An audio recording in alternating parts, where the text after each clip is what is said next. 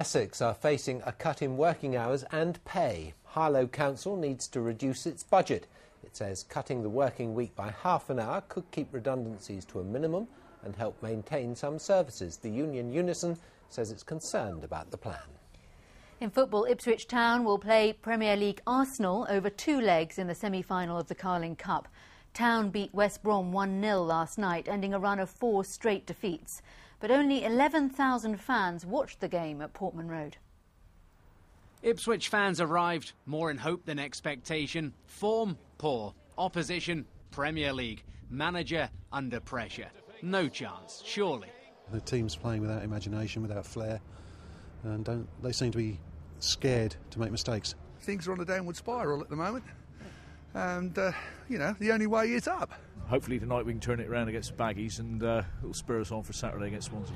And turn it around they did. The only goal, a tad controversial. Carlos Edwards fouled in or outside the box. The referee felt in. Grant Ledbetter scored. His 3rd successful penalty of the season. Mighty relief. I thought we deserved it tonight. We should have won the game, I think, by 3 or 4. But of course, when it's 1-0, the game is never over. So pleased for the players, pleased for the supporters. It's been a frustrating time for everyone at the club.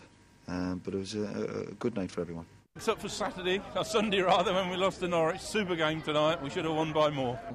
Incredible. We've been waiting for this for quite a while now. Hopefully, boys will get behind Roy Keane, the fans, give them a break. Brilliant feeling. I just hope we get Arsenal in the next round. Home and away second time will be brilliant. His wish granted. Arsenal to come. Ipswich fans smiling again. Tom Williams, BBC Look East.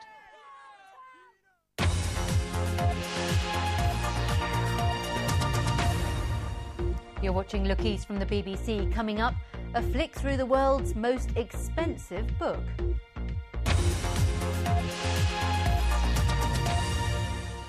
The news that the government will look again at funding for sport in schools has been welcomed by Gail Emms, who won a silver medal in the badminton at the Olympic Games in 2004. Gail, who's from Milton Keynes, wrote to the Prime Minister calling for a rethink, and her letter was signed by more than 80 top athletes. We'll be hearing from her in a moment, but first this report from Anna Todd. A far cry from the traditional PE lesson, spinning was introduced at Impington Village College thanks to the school sports partnership. The scheme aims to bring sporting opportunities to all children of all ages. Here in South Cambridgeshire, it's worked a treat. The estimated participation rates were 25% of all children taking part in 2 hours a week of physical education and school sport. And as a result of the work that we've been doing in schools, that's now up to 97% of children in South Cam schools. But in its recent spending review, the government said the funding, £162 million in total, was gone. The outcry has been so great that Prime Minister David Cameron has ordered a rethink. It seemed so amazing that, especially with the Olympics coming up, you know, not only do we want to leave a legacy, but we want to start off on a good step. And by taking away something like this, you know, this is a big step towards the London 2012. The beauty of the current scheme is the cash is ring-fenced for sport. Heads will have to balance budgets, they'll look at other areas, other priorities, and it will be too easy, if it's not ring-fenced, for it to go elsewhere. Thousands of students will protest at Westminster next week. Anna Todd, BBC Look East, Cambridgeshire. Well, late this afternoon I spoke to Gail Emms and started by asking about that possible U-turn by the government. I know, it's amazing that David Cameron is possibly thinking of a U-turn on school sport. And, you know, for me, I was following it on Twitter, actually, and just reading all the comments and just so many excited people. The fact that the passion that's coming from grassroots in school sport has built up and up and up. And finally, you know, we've got the message of going into the House of Commons and we've got people putting pressure on Michael Gove and David Cameron constantly. He says, the Prime Minister, that over the last 10 years, actually, there is no evidence that more children are taking part in sport. For David Cameron to say that, I think it's really, really unfair, because when I go into schools, I see positive attitudes to physical education, and that is what we want to see. Don't you think it would be better to, rather than giving a lump sum to an organisation to organise the sport, you make sure that the schools get the money and that the head teacher has a responsibility to include sport on the curriculum? I do think it's a responsibility of head teachers to include sport, And I understand what the government are doing. They're trying to let the schools decide the curriculum, have a bit more freedom, and helping them with the funding cuts and the issues. But from my point of view, and from friends that are PE teachers or in the education sector, head teachers have enough to do. I've got so much work on their plate, trying to please everybody and every single curriculum area. When they've got a pot of money, if they've got to decide on a few after-school clubs or a French teacher, they're going to feel pressure of providing a French teacher rather than after-school clubs and activities for kids.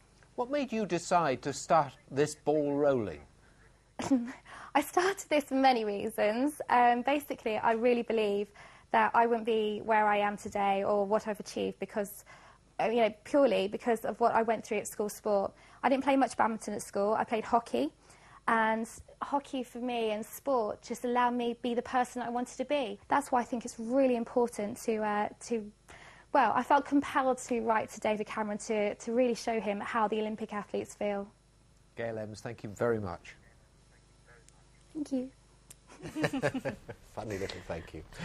Now, it was once owned by a Northamptonshire family. It's about birds, and it's the most expensive book in the world. It's called Birds of America, and it's expected to make up to £6 million at auction at Sotheby's in London. Faye Southwell has been for an exclusive look. It's a book collectors dream of owning. Intricate, hand-painted, life-sized illustrations of American birds. The work of artist John James Audubon in the 1800s. The set of 4 volumes is so rare, only a handful of copies are held privately. Next week is expected to sell for up to £6 million. It's the world's most expensive printed book. It's the ultimate collector's item. If you're a book collector, this is one of the rarest and most spectacular books you could hope to achieve. I always imagine when it came out, I mean, we live in an age of spectacle now with 3D TV and what have you, but when this came out, people were looking at these wonderful coloured illustrations of birds that they'd never seen before. I mean, it's jaw-dropping now. They must have been knocked out by it at the time. Also up for auction, documents about the imprisonment of Mary, Queen of Scots. 4 papers are signed by Elizabeth I. They're part of a collection amassed by the 2nd Baron Hesketh of Northamptonshire. Until recently, they were housed at Easton Neston near Towcester. Now they're being sold along with 52 rare paintings from the end of the Napoleonic era by the artist Redoute. The prints are really iconic for botanical art. The prints of what you'd see in hotels or country house bedrooms all over the world, and to actually have the original watercolours for those prints, which are absolutely unique, is a really exciting thing. We've never sold a group like this before, and I don't think we ever will again, so that in itself is really exciting. But it's the Birds of America that will attract the fiercest bidding. Buyers from around the world have already shown an interest. Faye Southwell, BBC Look East at Sotheby's in London. Now, the weather is so bad, I've just heard that Father Christmas has cancelled his appearance at Pakenham Watermill in Suffolk on Sunday afternoon. Well, you know doesn't what? Get any worse than that, does it? Doesn't get much worse than that. There's no end in sight to the snow just yet.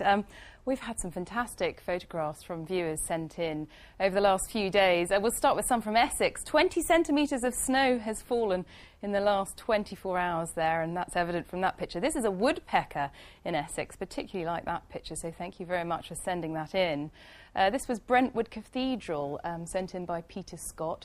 Some hens in the snow, coping with the sub-zero conditions, a very relaxed-looking dog, and a beautiful picture from Norfolk there, Tackleston Masts.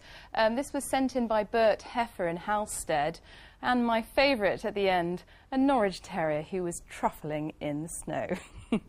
So here's how it looks for this evening.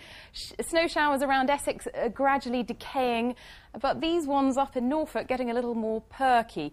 They're going to mainly affect north and eastern parts of Norfolk, just pushing a little bit further south. The rest of us staying mainly dry. During the night, clearer skies and lighter winds, giving us a rather low temperature for tonight, down to -5 degrees Celsius, which is just 23 degrees Fahrenheit. The winds coming from the northwest.